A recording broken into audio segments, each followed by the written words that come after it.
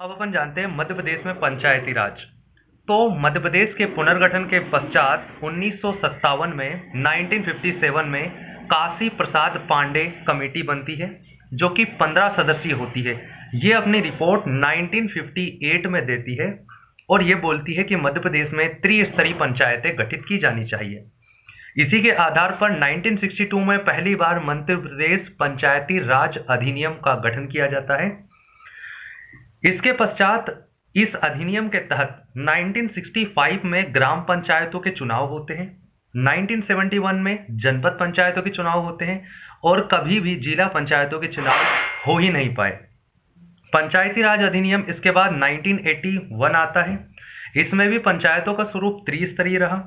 1988 में इसमें संशोधन हुआ और क्या कहा गया कि एक वर्ष से पहले जो वापसी बुलावा प्रस्ताव होता है वो यानी अविश्वास प्रस्ताव नहीं लाया जा सकता, लेकिन इसके तहत कभी भी चुनाव नहीं हुए।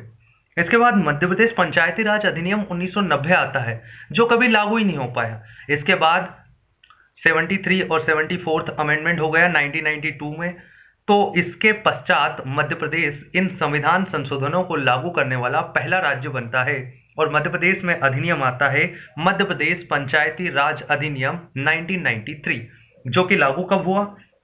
ये 25 जनवरी 1994 को लागू हुआ था, जबकि विधानसभा में पारित कब हुआ? 30 दिसंबर 1993। तो 30 दिसंबर 1993 को ये विधानसभा में पारित हुआ और 25 जनवरी 1994 को ये लागू हो गया। 73वें संविधान संशोधन के बाद मध्य प्रदेश पहला राज्य बनता है। ये 22 दिसंबर को 73वां संविधान संशोधन 22 दिसंबर को लोकसभा में और 23 दिसंबर को राज्यसभा में पारित हुआ था। वहीं लागू कब हुआ था? 24 जनवरी 1993 को। अब अपन देखते हैं आरक्षण से संबंधित मामले। तो पंचायतों में एससी और एसटी को उनकी जनसंख्या के अनुपात में आरक्षण दिया जाता है और लिखा गया है अधिनियम में कि यदि कहीं पर 50% से कम आरक्षण हुआ है एससी एसटी को, तो वहां पर ओबीसी को 25% तक आरक्षण पंचायतों में दिया जा सकता है। सभी स्तरों पर महिलाओं को 50% आरक्षण दिया जाएगा, मतलब पंचायतों के हर एक स्तर पर, ग्राम, जनपद और जिला पंचायत में। खास बात क्या है कि मध्य प्रदेश भारत का दूसरा राज्य है जो पंचायतों में 50% महिलाओं को आरक्षण दिया है। इससे पहले बिहार पहला राज्य था जिसने 50% महिलाओं को आरक्षण दिया था। अब अपन ग्राम पंचायतों के बारे में देखते हैं। तो मध्य प्रदेश में टोटल 23,922 ग्राम पंचायतें हैं। क्राइटेरिया क्या है कि अगर किसी गांव की या गांव के समूह की जनसंख्या 1000 या उससे अधिक है तो वहां पर एक पंचायत का गठन किया जा सकता है। 1000 वोटर। वार्ड संख्या यानी कितने पंच हो सकते हैं?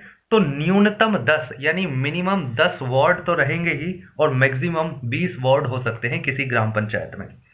सरपंच का निर्वाचन प्रत्यक्ष यानी डायरेक्ट होता है, वहीं जो उप सरपंच होता है वो अप्रत्यक्ष इनडायरेक्ट रूप से चुना जाता है। मिनिमम एज क्या चाहिए? तो 21 साल की उम्र चाहिए सरपंच बनने के लिए। प्रत्येक 3 माह में एक बैठक का होना अनिवार्य है। तो साल में 4 बैठकें होती हैं। कब कब होती हैं? तो एक तो पहली होती है जनवरी में, तो 1 में 3 जोड़ो 4 यानी 4 अप्रैल में, 4 में 3 जोड़ो 7 यानी जुलाई में, और 7 में 3 जोड़ो 10 यानी अक्टूबर। तो जनवरी, अप्रैल, जुलाई और अक्टूबर ये 4 बैठकें होती हैं ग्राम सभा की। एक वर्ष में 4 बैठक। ग्राम सभा विधायिका के रूप में कार्य करती है और इसका कार्यकारी अधिकारी सचिव होता है। अब अपन देखते हैं जनपद पंचायतों में। तो मध्य प्रदेश में जितने विकास खंड है, कितने? 313, 313, उतनी ही जनपद पंचायतें हैं, 313।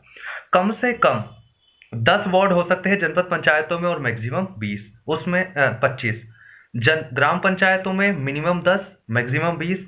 जनपद पंचायतों में मिनिमम 10, मैक्सिमम 25। प्रत्येक वार्ड पर 5000 की पॉपुलेशन होती है। किसमें? जनपद पंचायतों में।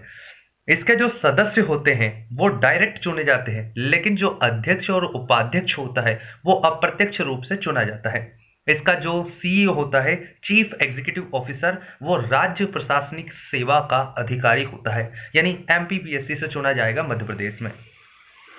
अगला देखते हैं जिला पंचायतें। तो मध्य प्रदेश में 52 जिलों में 52 जिला पंचायतें हैं।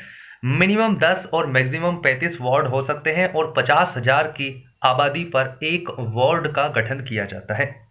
अध्यक्ष और उपाध्यक्ष अप्रत्यक्ष रूप से चुने जाते हैं, लेकिन जो सदस्य होते हैं वो प्रत्यक्ष रूप से चुने जाते हैं।